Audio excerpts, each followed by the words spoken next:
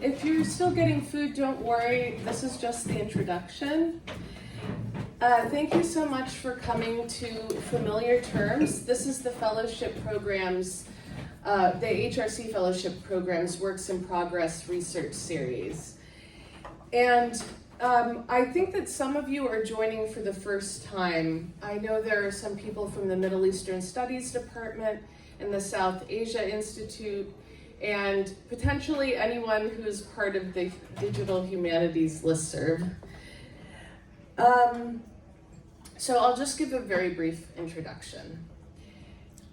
This series addresses humanities research as both an intellectual and creative pursuit, and it aims to familiarize everyone at the Ransom Center, everyone that's part of the UT Austin community with the scholarly projects that are continuously evolving at the center. And our fellowships program is very much community oriented, and in the discussions that we envision, there is reverence for every colleague's niche.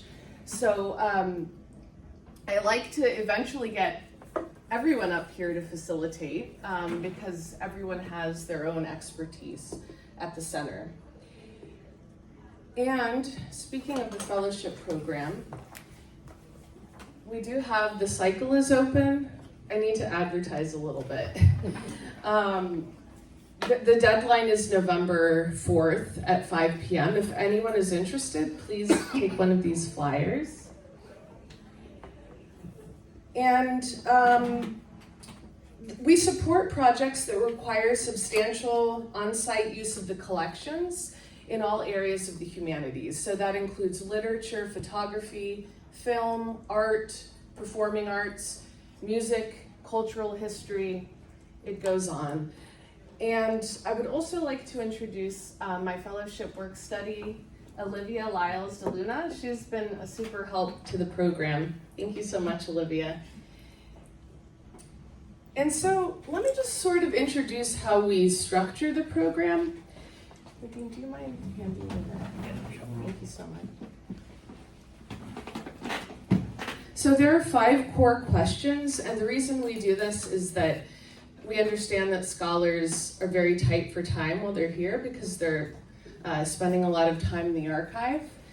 So we have 5 questions prepared, and they can answer them in any way they like, and they can also develop a conversation with the facilitator.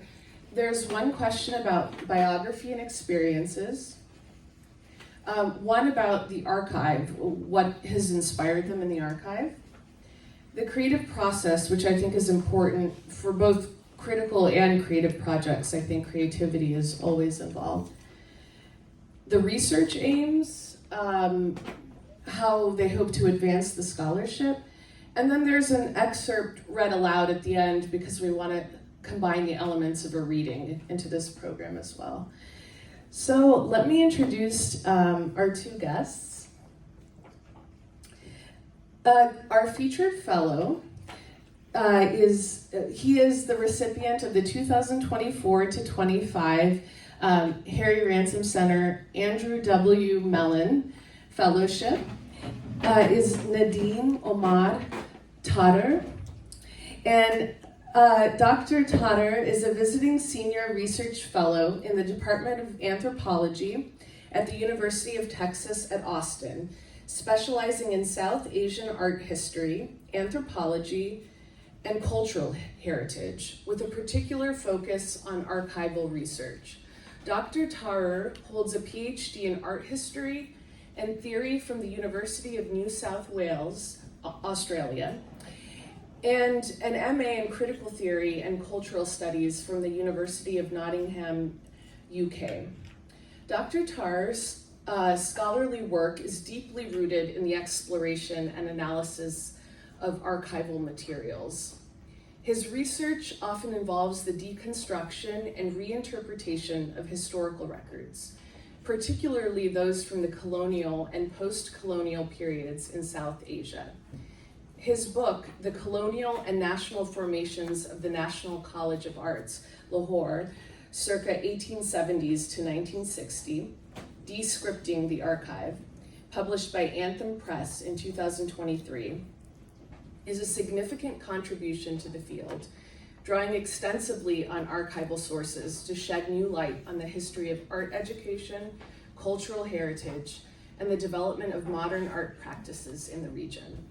His scholarly work has been featured in leading academic journals, including Economic and Political Weekly, the International Journal of Art and Design Education, the Journal of South Asian Studies, and Third Text. Thank you so much, Nadeem, for being here. And our facilitator, I actually wanted that, I just did that. To facilitate the conversation is Dr. Levi Thompson, and he's worked with us before. He's been a great help with the program. He is an assistant professor in the Department of Middle Eastern Studies at UT Austin, where he researches the development of modernist literature outside of Europe. He teaches a wide range of courses on Islam, Arabic literature, and Middle Eastern studies and Middle Eastern cultures, along with graduate seminars on Arabic poetry and modernism and modernity in the Middle East. Levi's first book, Reorienting Modernism in Arabic and Persian Poetry, Cambridge University Press, 2022, won the inaugural Aldo and Jean Scaglione Prize for Middle Eastern Studies from the Modern Language Association in 2023. He is the editor of the volume The Cambridge History of Middle Eastern Modernism, slated to appear in 2025, and has published and forthcoming articles in the journals College Literature, Journal of Arabic Literature, Philological Encounters, Middle Eastern Literatures, Alif, Journal of Comparative Poetics, and Transnational Literature, along with several book chapters on the translation of Arabic, Persian poetry, and Arabic and Persian literature in comparative context. Thank you so much to Levi. Let's give him a round of applause. And let's go ahead and start. I'll turn this over to you.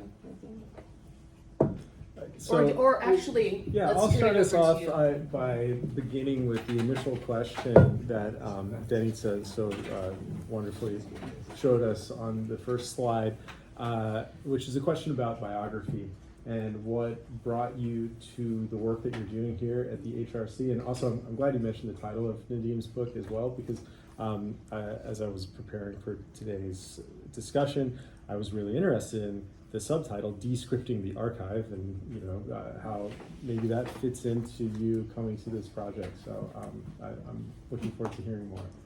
Right. Thank you, Indra, for generous introduction, and thank you, Levi, for moderating this session.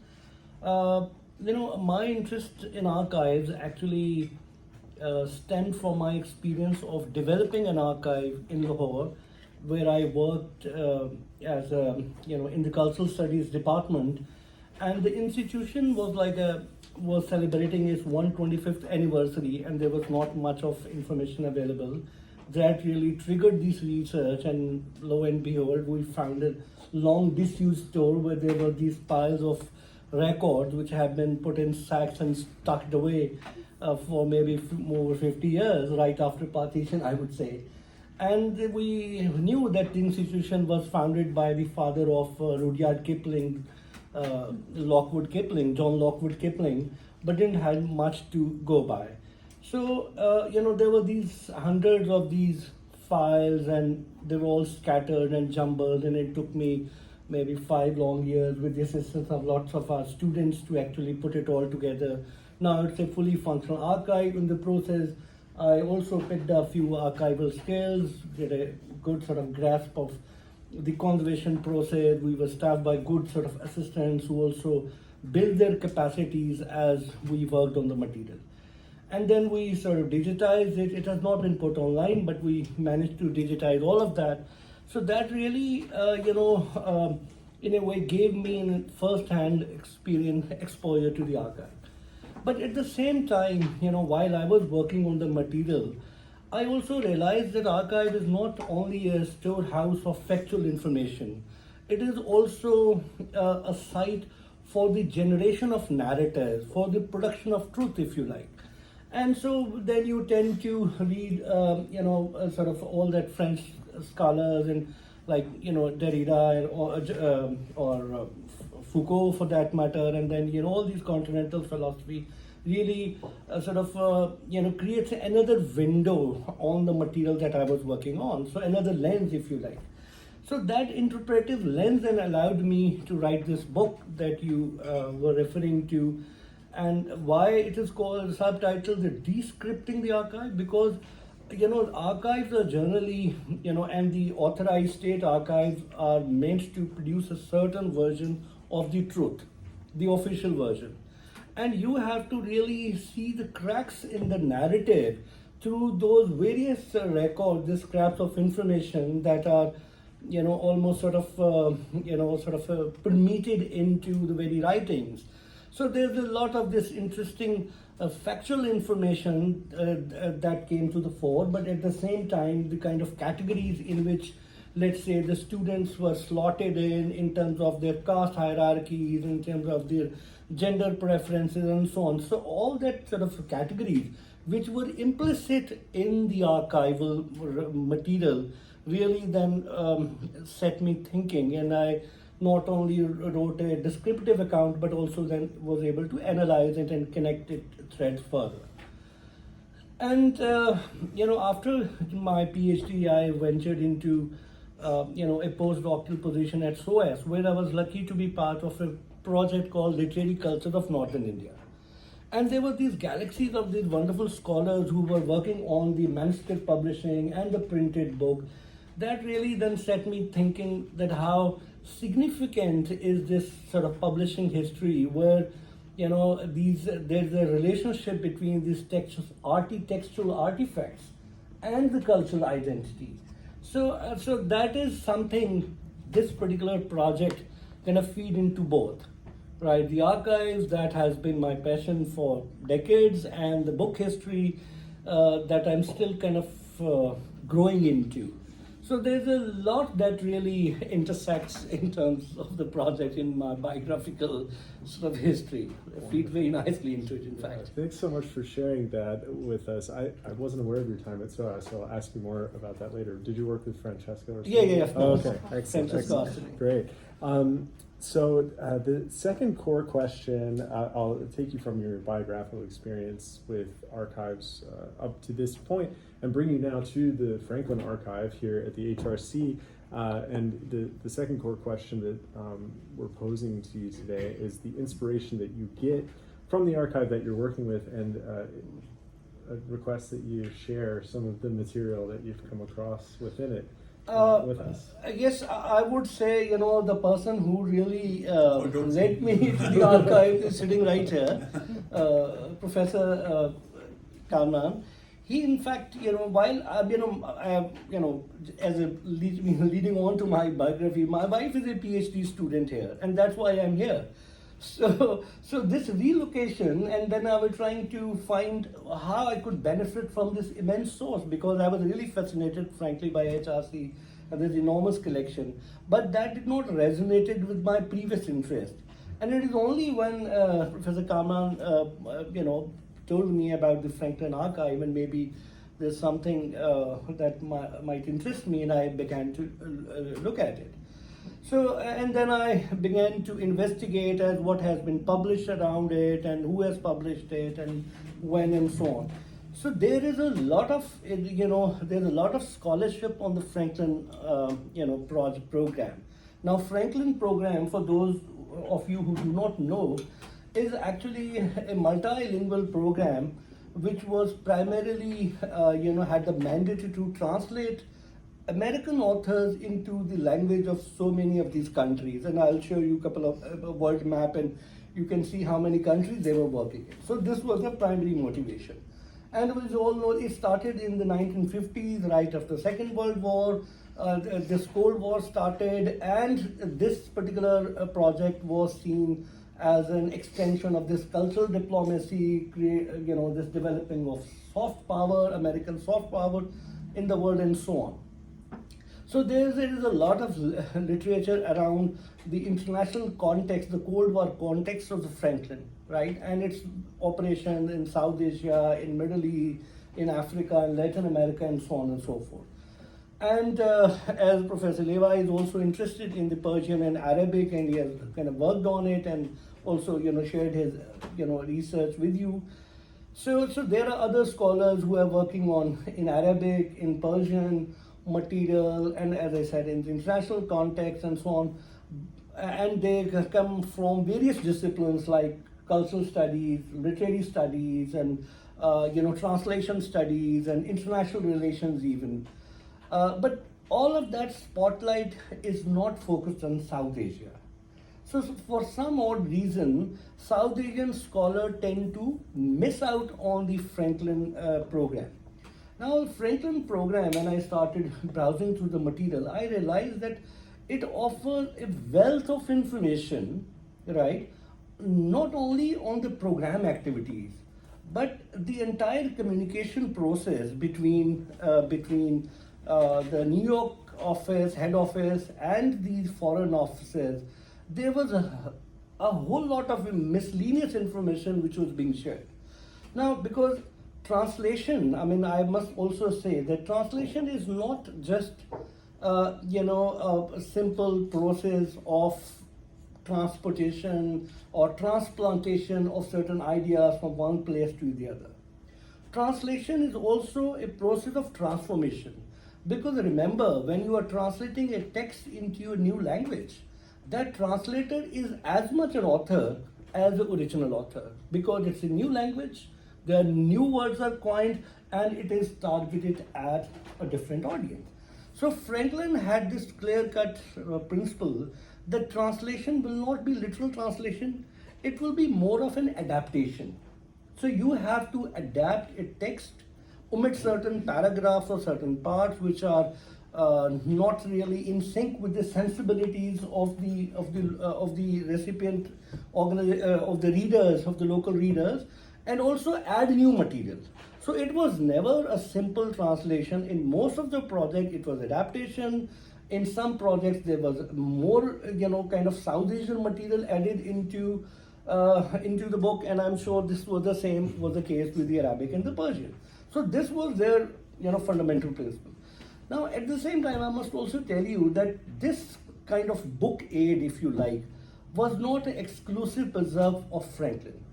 Now, Franklin, along with the Franklin, I'm sure you are aware of the American history of how books were used, for cultural diplomacy, as well as, there was this council for books in Europe, and during the Second World War, they had the motto that books are the weapon in the battle of ideas, right? So imagine that part. So this Franklin has a prehistory. So there were other government-sponsored initiatives where books were being, American books were being sold or given as free gifts to the entire world, include Europe and Asia and so on and so forth. But what was significant about, and that would mean like United States Information Services, and they have these offices which were also getting books translated and supporting in some ways, and in many instances they were just giving away English books and so on. But Franklin was very significant, and it really stood out among all these initiatives. One, it did not follow the strictly state government policy of producing anti-communist literature, because they had said, and if we could quickly kind of go through those images just to see, this was a guy, Dr. C. Smith, who was the founding director, the president, who stayed with the Franklin for more than 20 years, and he really made what Franklin was all about. In these numerous correspondence with all these foreign offices, he's a one man communicating with Tehran, with Egypt, with Lahore, with Dhaka, with Latin America, with wherever, Indonesia, Jakarta, everywhere they had a, some project going on. This one person was actually corresponding. So he's the lead author, the lead architect, of the entire Franklin program. And where he was coming from, I think he was the director of the Princeton University Press, and he left his job to actually become full-time on this. And then, mind you, all the Franklin was supported by publishers, American publishers, group of American publishers like Macmillan, the big publisher, and also the librarians.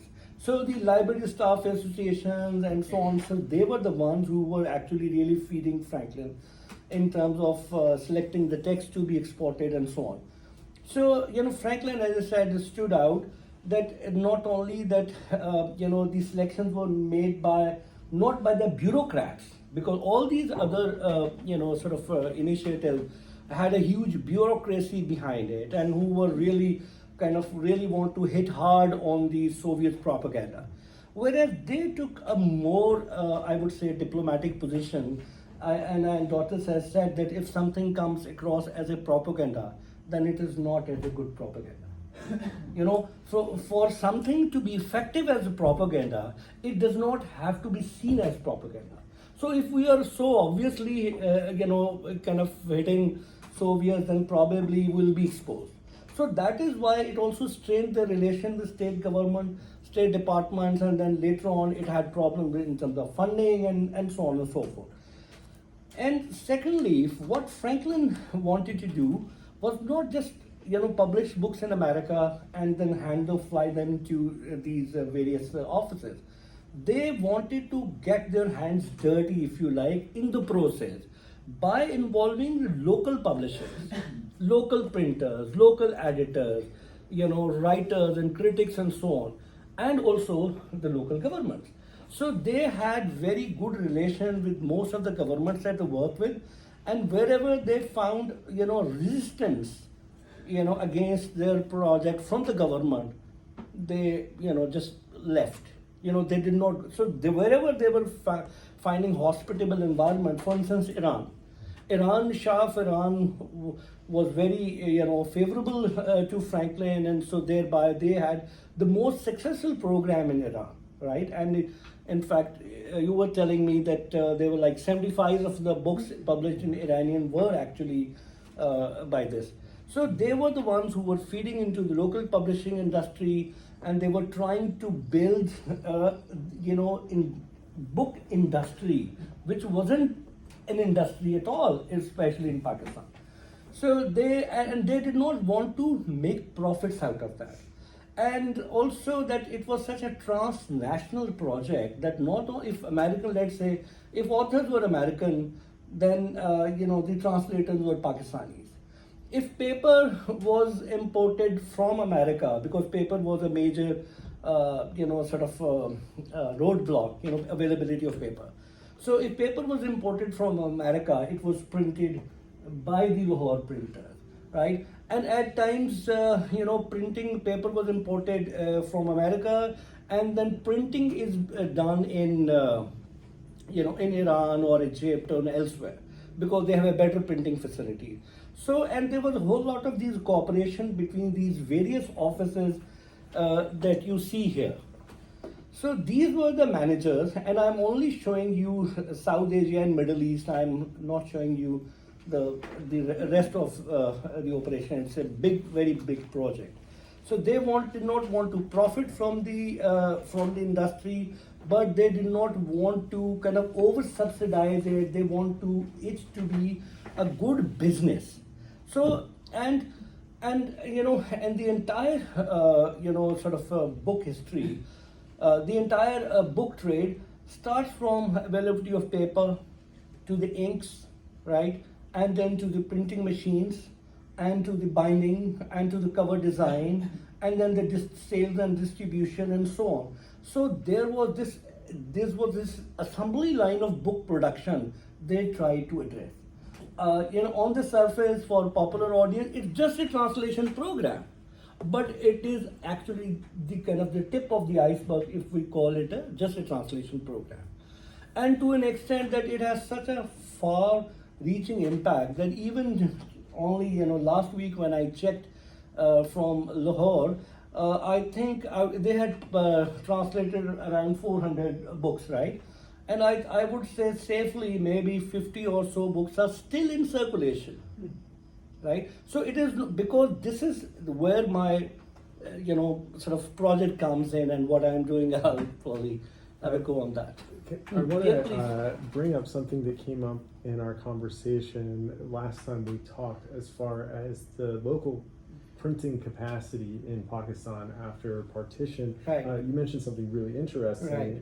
About that, and Franklin's role coming into a space that was virtually empty Right. at that point. Yes, within Pakistan, Franklin, probably one of the few places, or maybe only place, where they had programs in 2 languages.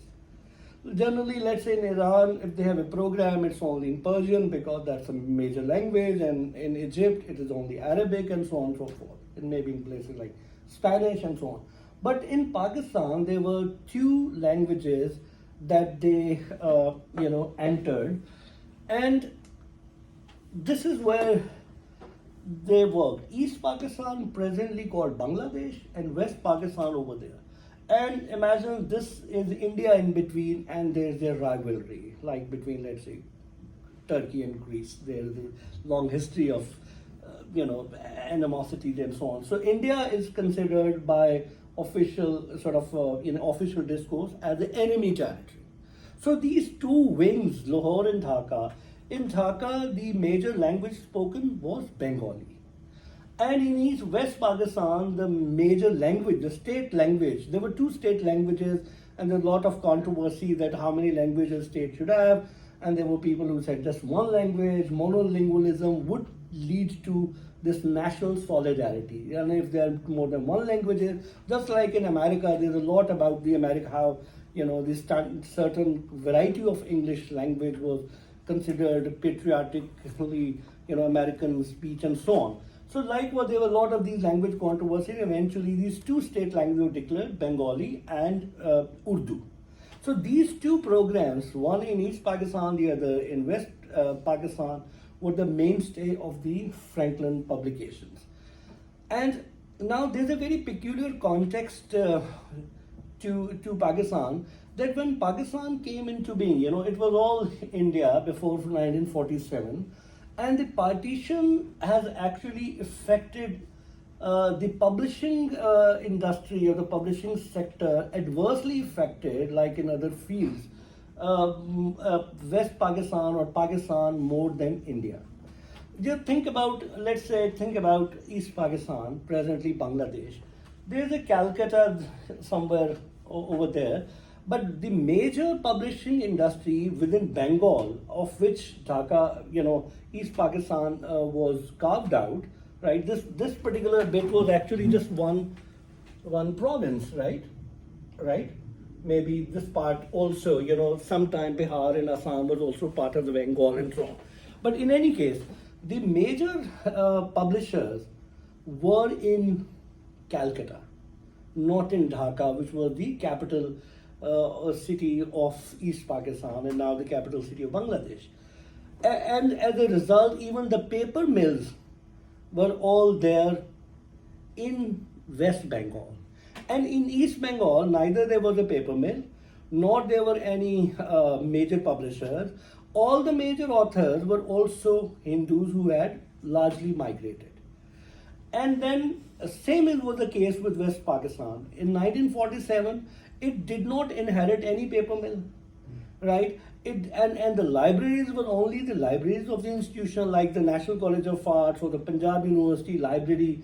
So, and there was one public library and so on. So, whose records were also depleted, because I don't know if you know about this partition scenario, that a whole lot of these assets, can you imagine in one museum in Pakistan called the Lahore Museum, where at the time of partition, they actually tore those medieval manuscripts apart to give like a 60% to India and let's say 40% to Pakistan.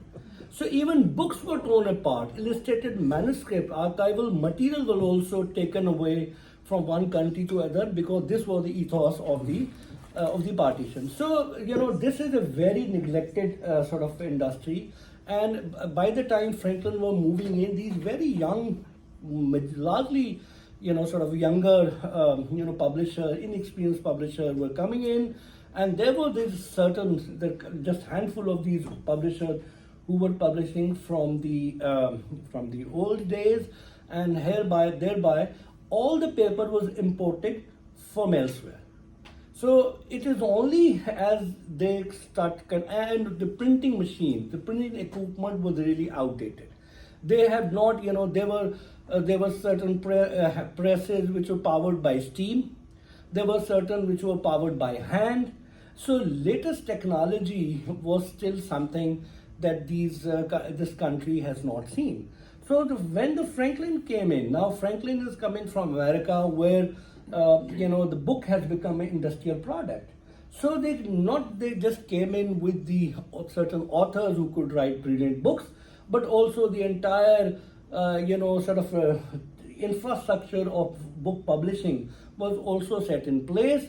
And as I said earlier, they did not want to profit by this venture, and they did not want to have a conflict of business interest with the local publishers, because there was publishers like Oxford University Press, which was in India, and there were certain American publishers who were in Pakistan, but they were competing with the local business. This is what Franklin strictly wanted to avoid. Even during their publication, I'll show you a title. They did not want the name of the Franklin to appear on the title, but only discreetly at somewhere in the acknowledgements and so on. So because they clearly said that we want the local publisher to take the full credit, and all they were doing is they were paying for the copyrights, they were paying for the translation fee, but the bulk of also the paper, and the bulk of the investment was actually by the publisher themselves. So if a book loses readers, does not make good business, then it is publisher's loss. So in order for them to actually benefit from risk and profits, so they want to take their ownership. That's so fascinating, comparing the Pakistani context and the politics on the ground there to what I'm familiar with in Iran or in the Arab world offices, Cairo, Beirut, Baghdad, where the printing situation was quite different. So I think this is a really interesting comparative point. We have about 8 or 9 minutes before we want to move to questions from the audience. So I was wondering, you have several more slides for us with materials that you've come across in the archive, and in the interest of time, I think maybe could you walk us through some of this? I'll quickly walk it through, and then probably the project that I'm working on. I think I'll a few minutes to talk about that. Newsletter and publications. These were the title. I think there's some error that I pointed out. It's not an English American title. It's some European title. But this was an Urdu edition of Moby Dick, and this is some European edition, and there's still resonate in terms of the title. And most of these books before Franklin did not spend too much time on the title. In fact, the title or the hardcover or the book jacket was not something in practice, right? So they introduced, new methods to make book attractive. And there's a lot of these references in the literature where they really take credit for making, books attractive so reader would pick it up. So that part really was something that was missing. This is from a Bengali edition of Mark Twain, Ernest Hemingway, William Faulkner. So these were the authors who were considered as a part of American classical literature, which were then translated. And as you know, they were the major figures in this cultural Cold War that America exported to the world. And obviously, there was a clear motivation of winning the hearts of the mind by presenting America as a champion of the free world, which espouses democracy and justice and so on. So all this, that was implicit, not stated, but implicit in the choice of authors.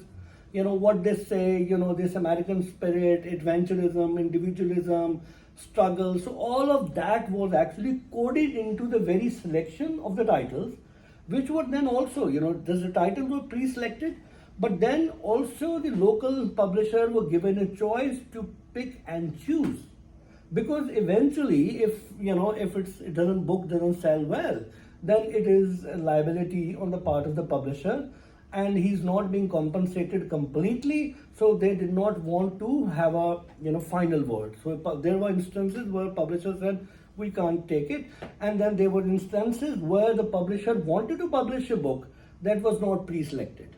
And so these were the artists and the printers who were working, in South Asia.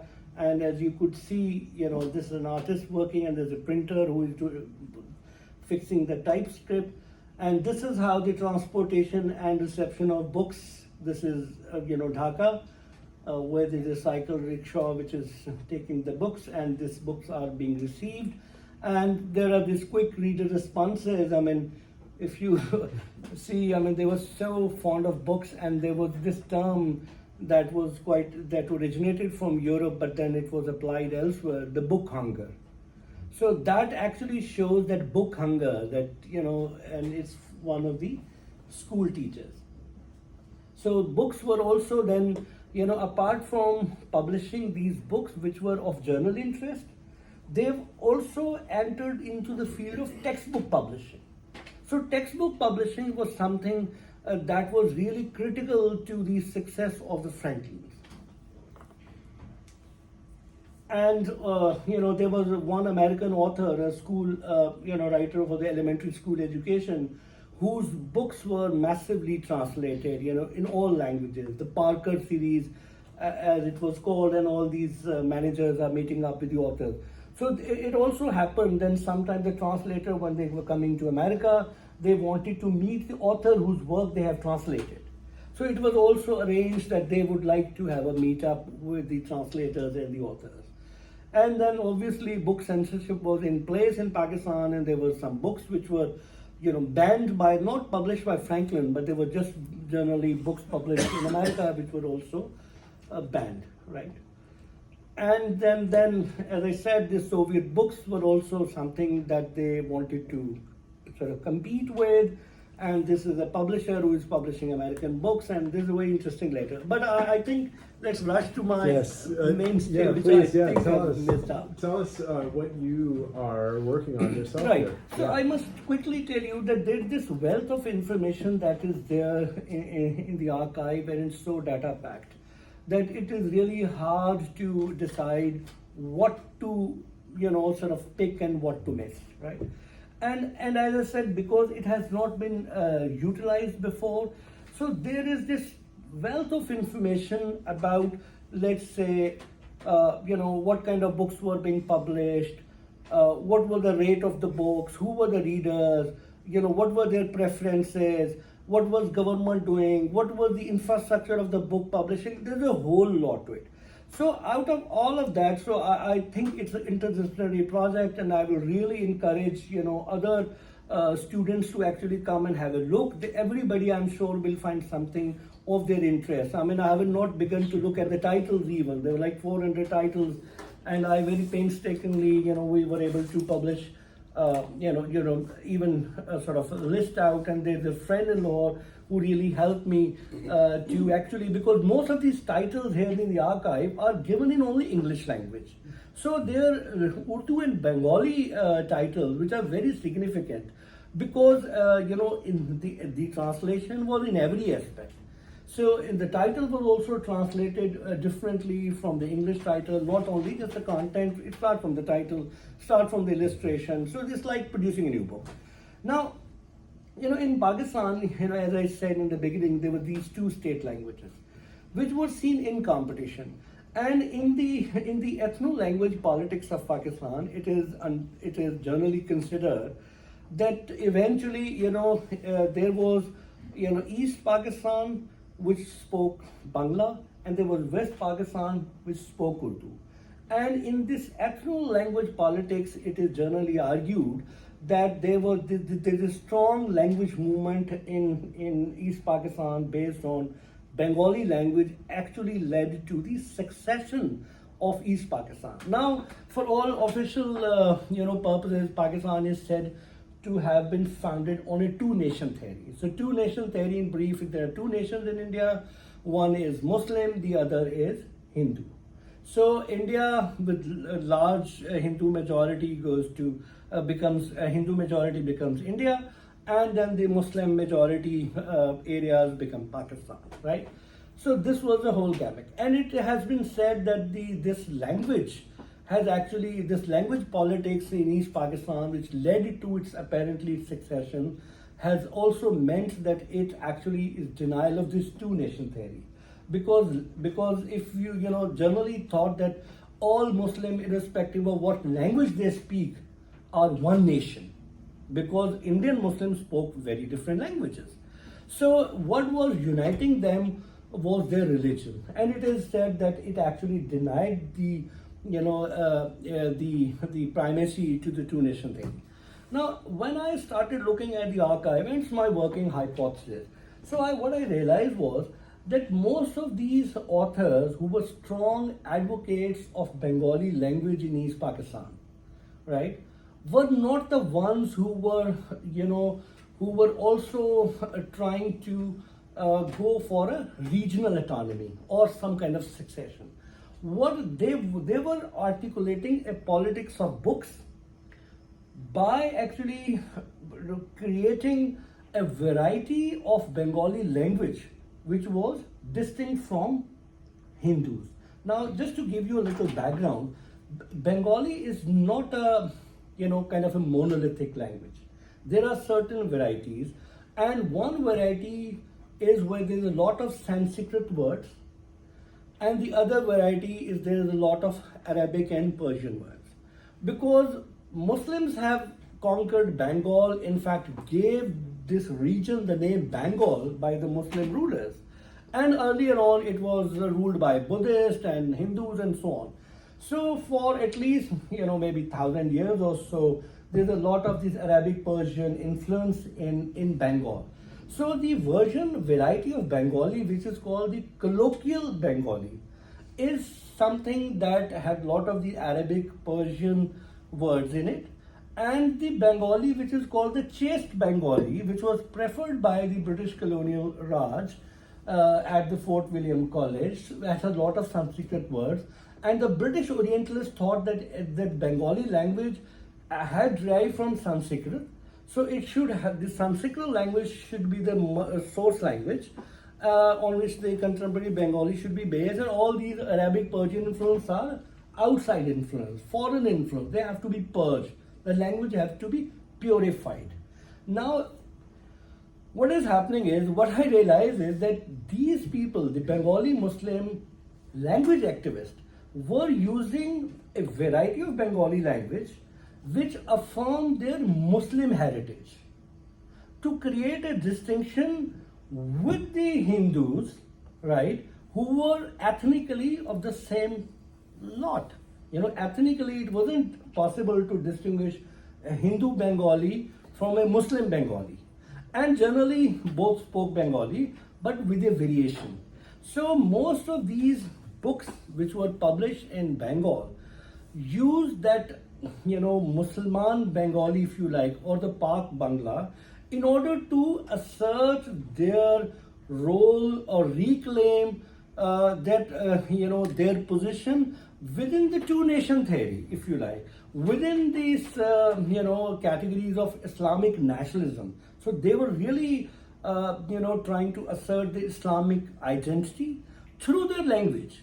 Whereas generally in the ethno-linguistic debate that we have, the existing literature, where they almost sort of blankly or flatly look at this language controversy, assuming that Bengali is a monolithic language, and anybody who is sort of standing up for the Bengali language is somebody who is up against the state. They are siding with the Hindus, they are against two-nation theory, they are un-Islamic and so on. So whereas when you look at these editors and scholars, and you find these like controversies, like for instance, an American author has given a copyright to a publisher in Dhaka in Calcutta, in West Bengal, which is India, for a translation in Bengali language. And when the Dhaka approached, they said, no, we have already given in Bengali. And they said, their Bengali and our Bengali is different. And you have to make this distinction. So for all intent and purposes, it was considered one language. And through this politics of books, producing books which were, actually speaking in a language that was associated with the Muslims. So these people in East Bengal, these publishers and editors and writers and critics, were making an equally strong claim on Pakistani nationalism, which was comparable to what Urdu guys have done in Lahore. Urdu has generally been considered a language of Islam because it is all Persian and Arabic source. So the whole lot of these loan words which were coming from Arabic and Persian into Bengali were allowing these authors and translators and these editors to say that Bengali is equally a Muslim language because it has as many words from, let's say, loan words from Arabic and Persian as probably Urdu, maybe little more, except for the script. Now, script was something that was same. Bengali, West Bengal and East Bengal, Bengali script is the same. Whereas Urdu is obviously an Arabic script, and all the other languages in Pakistan, regional language like Sindhi and Pashto and Punjabi, has also taken up this script. And there had been some attempts to change the Bengali script into Arabic, which was resisted. So generally, what I mean is that the consensus that I've seen in the existing literature is actually about treating Bengali as a monolithic language, which is, if you are articulating, standing up for the language rights, then that means that you are anti-state, anti-Pakistan. So that I think these archival records really are helping me to put a counter argument and really pushing me to say that we have to look at this language controversy not from the lens of the politics. Most of the references that you say in the language controversy are by the politicians. None of these guys who had translated hundreds of these books ever figure out in that discussion, because much of that information or its sources are completely kind of obscure. So I am hoping that more people who work on this material will be able to, I think, create a more nuanced argument on language of nationalism. Thanks so much. Thank you. So at this point, I think we have just under 10 minutes left, and I'll throw it to the audience if you all have any questions. I see a hand right here. Yeah, thank you so much. This is really, really fascinating, and it's kind of out of some of our normal discussion here at the Ransom Center, which is great. Where's the money coming from for the Franklin project? Right. Yeah. I think initially State Department supported it, and then all these major foundations like Rockefeller, so they were the ones who contributed to it. And also then when the USAID became operational in Pakistan, so that became another source. And a very interesting source was this PLS grant. There was like PLS 450 grants, which was very interesting. That when it still exists. Yeah. Library of Congress, it still exists. It still exists. It's something like that. The Library of Congress Yeah. also uses it to send books and things there. Exchange, Yes, yeah. they exchange. Yes. Yeah. And we what? get it in our library through the same All right. And what is the source of that money? state Uh, or some education. Yes, what is State. happening is that I think in 1950s, America and other countries, I mean, they had this. There is an American Act in the Constitution where they decided that in order to create these little sort of, if you like, honey pots within different countries. Yeah. So what they decided to do was that if they were trading with Pakistan, and Pakistan was asked to pay back not in dollars but in their own currency. So that currency was all useless in America, so they let it be there in those home countries. So whenever for any American educational philanthropic project they need money, So State Department will simply ring up the bank which is keeping that money. Oh, yeah. I mean, there was a lot of collusion between foundations and the U.S. State Department and the CIA, of course, during that's a little area that I dip into every once in a while in my work, and it's fascinating. It's kind of referred to, it's like this old boys network, where they all went to Yale, they all went to Princeton, they all went to Harvard, and, they're working for the CIA, then they leave the CIA and go work for the Ford Foundation. Exactly. And, Rockefeller. yeah, and they all are in each other's offices, and, It's PLS 480, and it's, Yes, and PLS it's the Library of Congress in the front. yeah, oh, interesting. Yeah. Well, yeah, the Library of Congress had, CIA. One of the, oh gosh, he was like second in charge at the Library of Congress, and he was involved in some of these book programs, but he also was part of the CIA. Yeah, but you wouldn't have known Go it. places, see the world, and it's a good lucrative job. Yeah, yeah. Not bad, right? If you look at this, this particular letter, now very interestingly, Franklin refused to publish this book, saying that it is an obvious American, obvious American propaganda. And lo and behold, What book is it? We got. Dr. Chicago. Oh, Dr. Chicago. Right. Why would I leave it? now, interestingly, this book was actually, took out from Russia Yeah. by CIA operatives. Yeah. So they took the book out, got it, published in Europe, right? And this guy is saying that we don't want to do this. Eventually, this book was translated in Urdu as well as in so many other languages. But Franklin never did it. So the point that I'm making is that Franklin wanted to stick to the fact that they don't want to be part of propaganda war. And that is what was like, put them, sort of in conflict with the CIA and the USIS and the State Department, because State Department wanted really hard-hitting titles and they don't want to waste any their money. Right. But Yeah. was it because that this was a Russian novel? Or, Yes. No, because that rather than it not wanting a propaganda, because It's a Russian author. Yeah, it's a Russian author. But this Bastard. generally they also they were even publishing French authors, right? So anything that can actually kind of put America in a shining light was preferable.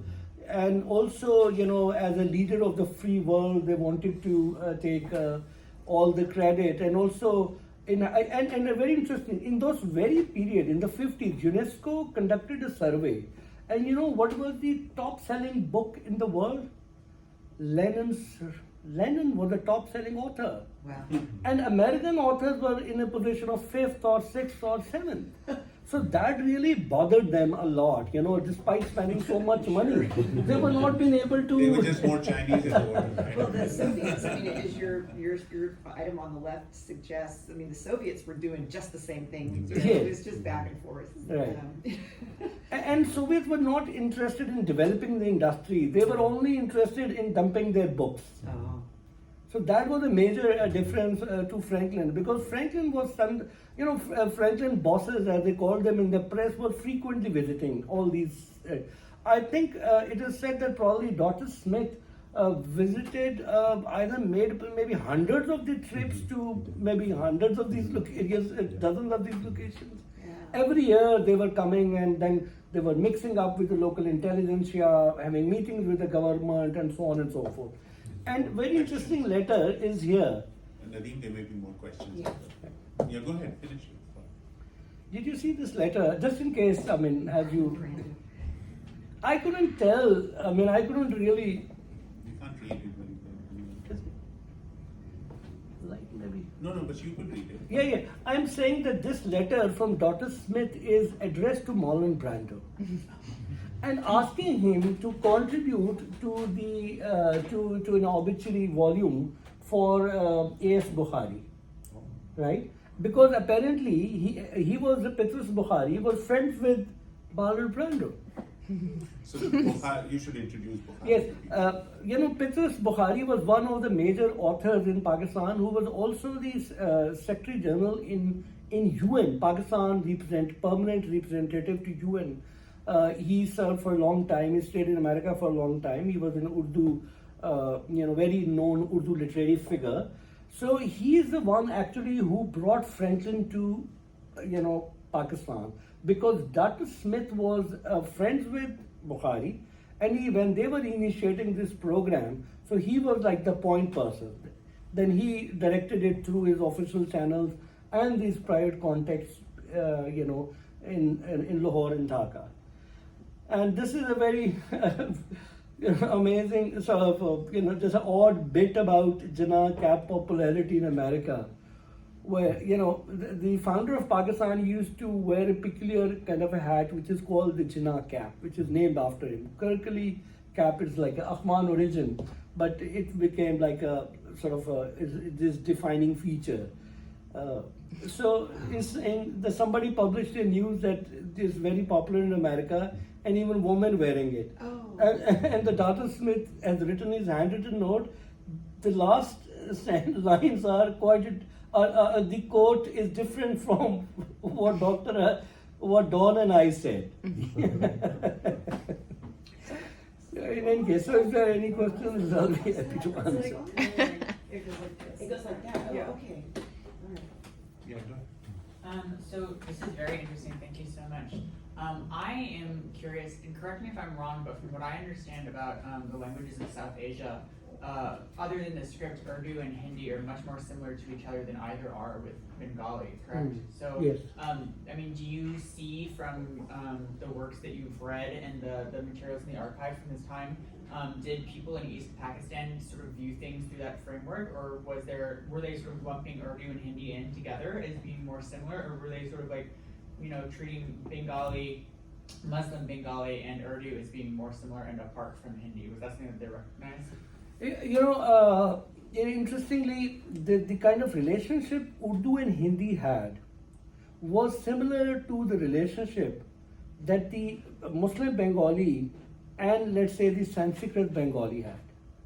Now, Hindi is, different from Urdu, apart from the script, which really created them as two different languages, is the use of Sanskrit vocabulary. The lexicon is Sanskrit, whereas the syntax is the same, right? So likewise in Muslim Bengali and the Sanskrit Bengali, the major difference is in vocabulary, not in lexicon and other, sort of aspect of the linguistics. So it is more of a social linguistic difference than of a fundamental linguistic difference.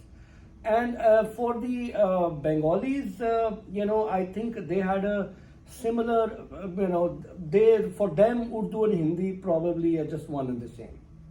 So they didn't really, cared much for them. The vernacular is the same anyway. The Exactly. the street language is very similar.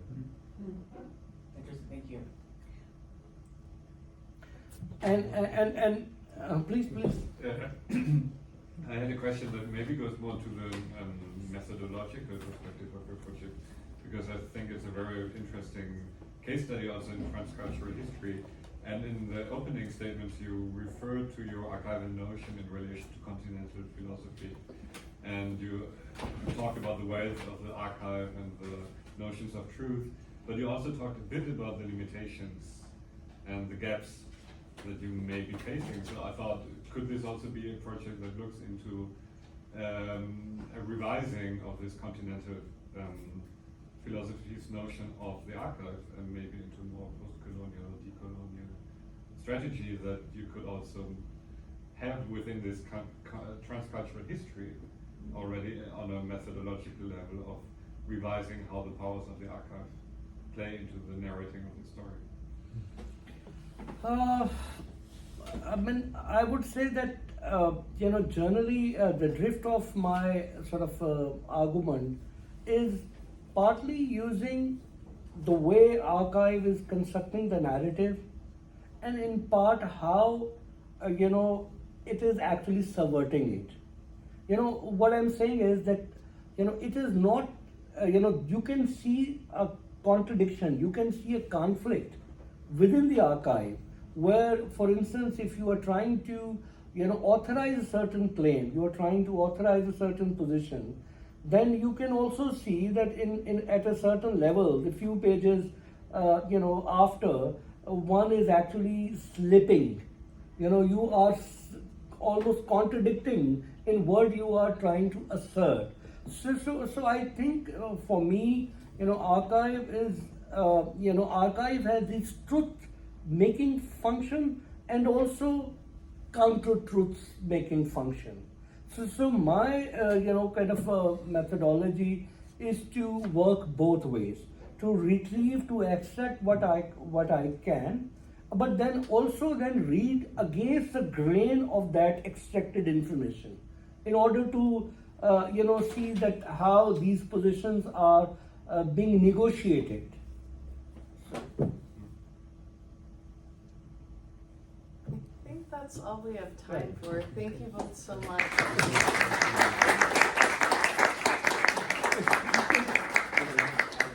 Thank you. I'll just give an anecdote of Bukhari that he was talking about. He and his brother were also founders of the All India Radio in the 30s and 40s, and as an extension of BBC. And in India, the joke was it wasn't called BBC because of British Broadcasting, but Bukhari Brothers Corporation.